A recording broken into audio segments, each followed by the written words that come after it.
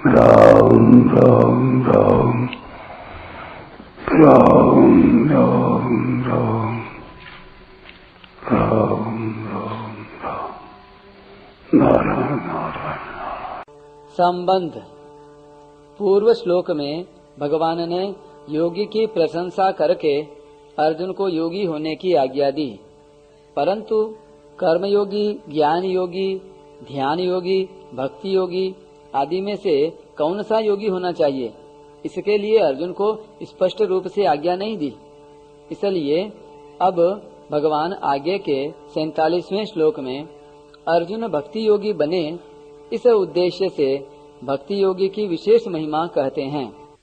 योगिनामपि सर्वेषां मद्गतेनान्तरात्मना श्रद्धावान् भजते यो मां समे युक्ततमो मतः। संपूर्ण योगियों में भी जो श्रद्धावान भक्त मुझ में तल्लीन हुए मन से मेरा भजन करता है, वह मेरे मत में सर्वश्रेष्ठ योगी है। व्याख्या। योगिनामपि सर्वेषां, जिनमें जड़ता से संबंध विच्छेद करने की मुख्यता है, जो कर्मयोग, ज्ञान योग, हठ योग, मंत्र योग, लय योग आदि साधनों के द्वारा अपने स्वरूप की प्राप्ति में ही लगे हुए हैं, अर्थात अपने स्वरूप के अनुभव में ही लगे हुए हैं, वे योगी सकाम तपस्वियों, ज्ञानियों और कर्मियों से श्रेष्ठ हैं। परंतु उन संपूर्ण योगियों में भी केवल मेरे साथ संबंध जोड़ने वाला भक्ति योगी सर्वश्रेष्ठ है।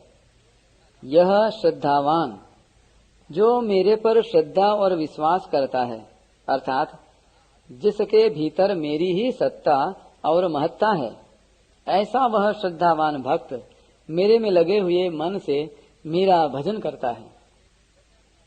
मद्गतेनान्तरात्मना माम भजते, मैं भगवान का हूँ और भगवान मेरे हैं। इस प्रकार जब स्वयं का भगवान में अपनापन हो जाता है, तब मन स्वतः ही भगवान में लग जाता है, तल्लीन हो जाता है।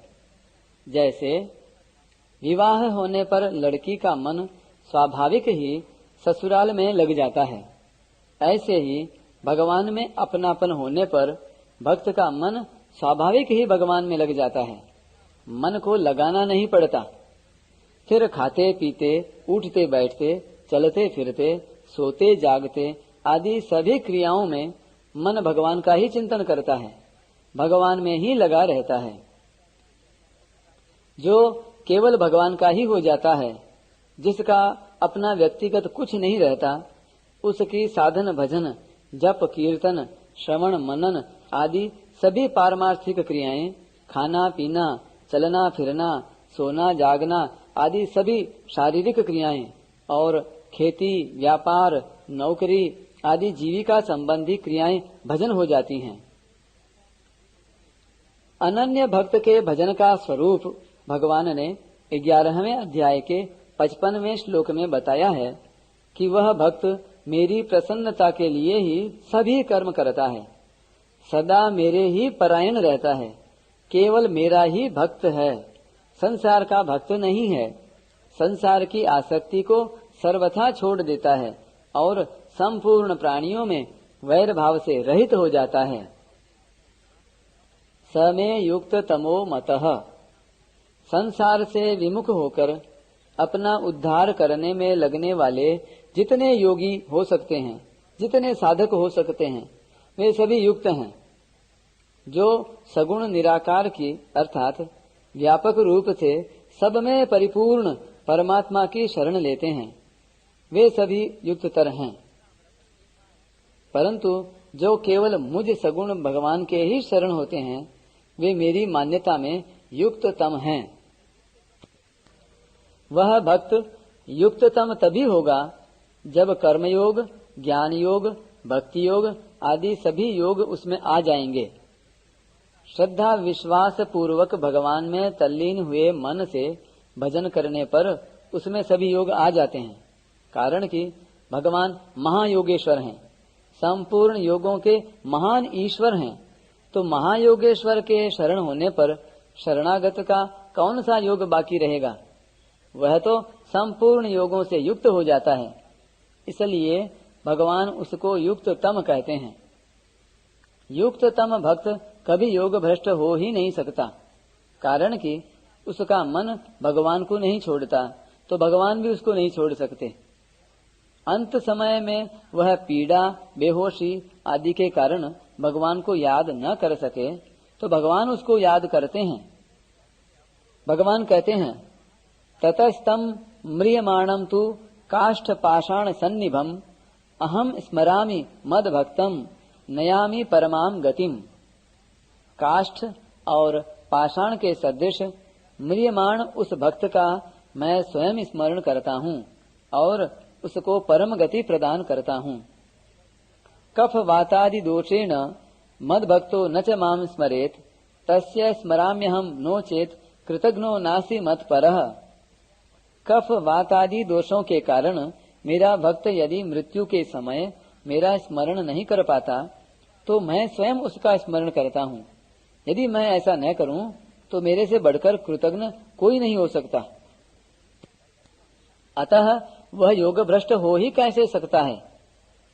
तात्पर्य है कि जो संसार से सर्वथा विमुख होकर भगवान के ही परायण हो गया है, जिसको अपने बल का, उद्योग का, साधन का सहारा, विश्वास और अभिमान नहीं है, ऐसे भक्त को भगवान योग भ्रष्ट नहीं होने देते, क्योंकि वह भगवान पर ही निर्भर होता है। जिसके अंतःकरण में संसार का महत्व है तथा जिसको अपने पुरुषार्थ का सहारा, विश्वास और अभिमान है, उसी के योग भ्रष्ट होने की संभावना रहती है। कारण कि अंतःकरण में भोगों का महत्व होने पर परमात्मा का ध्यान करते हुए भी मन संसार में चला जाता है।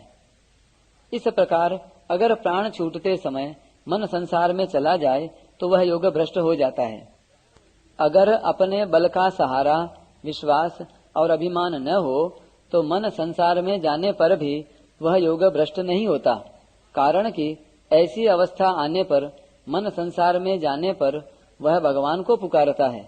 अतः ऐसे भगवान पर निर्भर भक्त का चिंतन भगवान स्वयं करते हैं, जिससे वह योग भ्रष्ट नहीं होता, प्रत्युत भगवान को प्राप्त हो जाता है।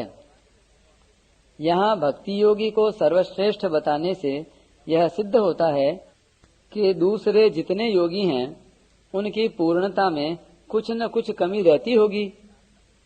संसार का संबंध विच्छेद होने से सभी योगी बंधन से सर्वथा मुक्त हो जाते हैं, निर्विकार हो जाते हैं और परम सुख, परम शांति, परम आनंद का अनुभव करते हैं। इस दृष्टि से तो किसी की भी पूर्णता में कोई कमी नहीं रहती। परंतु जो अंतरात्मा से भगवान में लग जाता है, भगवान के साथ ही अपनापन कर लेता है, उसमें भगवत प्रेम प्रकट हो जाता है।